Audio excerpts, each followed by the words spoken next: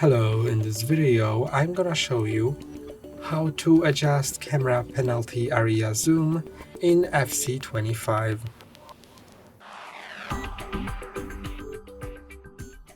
To adjust the penalty area zoom, click on Settings in top left corner, then Settings, Game Settings, Camera, and now first make sure that custom camera settings are set to custom.